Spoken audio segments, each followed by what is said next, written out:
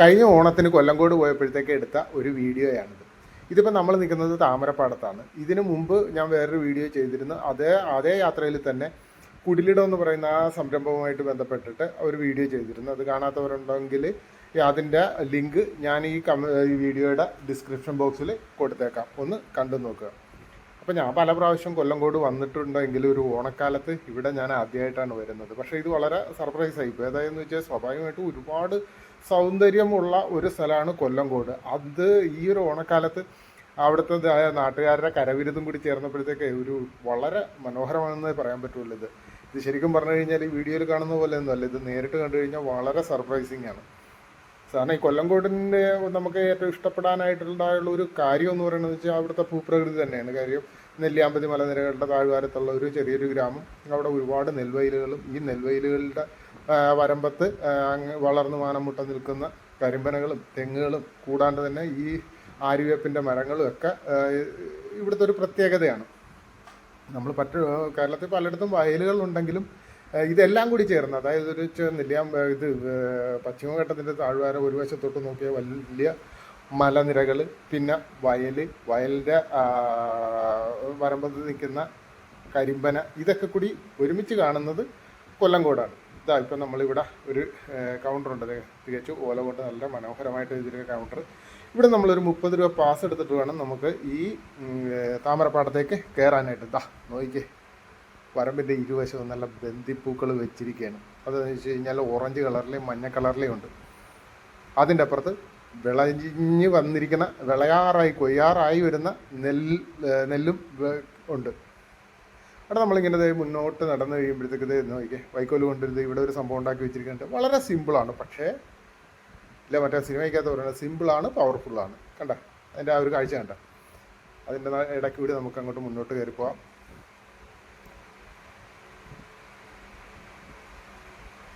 ഇപ്പം നമ്മൾ വന്നിരിക്കുന്നത് ഒരു വൈക്കോല് കൊണ്ടൊരു ക്രോസ് പോലൊരു ആർച്ച് പോലൊരു സംഭവം ഉണ്ടായിരിക്കുന്നത്. അതിൻ്റെ താഴെയാണ് നമ്മൾ നിൽക്കുന്നത്.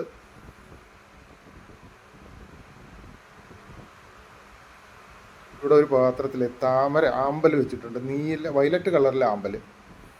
അവിടെ നിന്ന് മുന്നോട്ട് പോയത് നേരെ അങ്ങ് ദൂരെ നോക്കിയ ഒരു കുടില് കണ്ട. ആ വരമ്പിന് തന്നെ അവിടെ ഒരു കുടില് അവിടെ സെറ്റ് ചെയ്തിട്ടുണ്ട്. നമുക്കതിൻ്റെ കാഴ്ചയെന്ന് കാണാം. ഇവിടെ ഇച്ചിരി പൂ കുറവാണ്.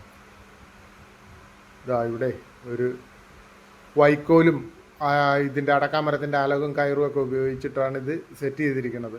ഇവിടെ നിന്ന് ഒരുപാട് പേര് ഈ റീൽസും ഫോട്ടോയും ഒക്കെ എടുക്കുന്നുണ്ട്.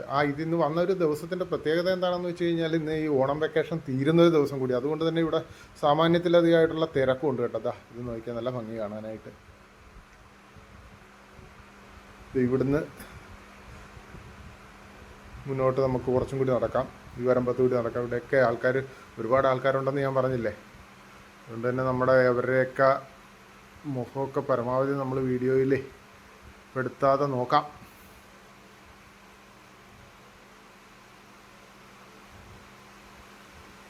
ഈ ഗോൾഡൻ കളറിലുള്ള ബന്ദി കാണാനായിട്ട് നല്ല ഭംഗിയാണ് കേട്ടോ.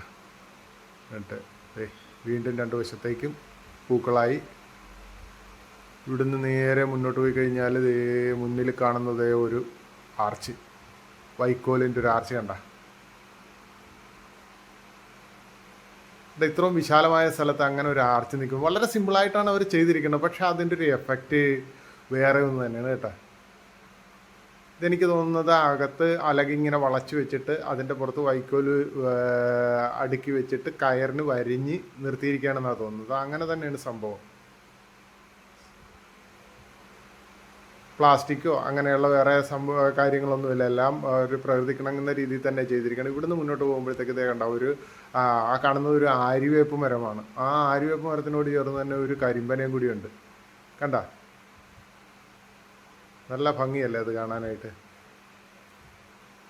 ഇതിൻ്റെ ചുറ്റുപാടുള്ള കാഴ്ചയെന്ന് നോക്കിയാൽ നമ്മുടെ നെല്ലിയാമ്പതി മല, അതിൻ്റെ താഴ്വാരത്തുള്ള ആ ഒരു പ്രദേശം, വിശാലമായിട്ടുള്ള പാടം.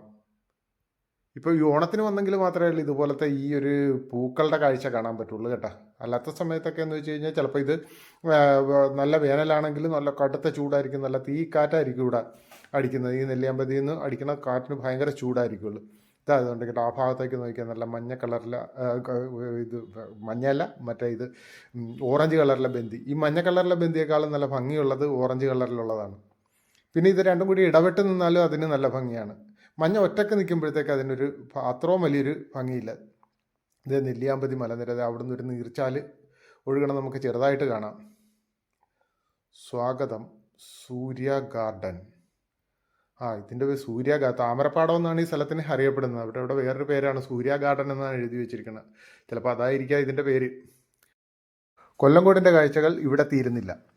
ഈ വീഡിയോ നിങ്ങൾക്ക് ഇഷ്ടപ്പെട്ടാൽ ലൈക്ക് ചെയ്യുകയും കമൻറ്റ് ചെയ്യുകയും വേണം. അതോടൊപ്പം തന്നെ ഈ ചാനലൊന്ന് സബ്സ്ക്രൈബ് ചെയ്ത് എന്നെ ഒന്ന് സപ്പോർട്ട് ചെയ്യുകയും വേണം.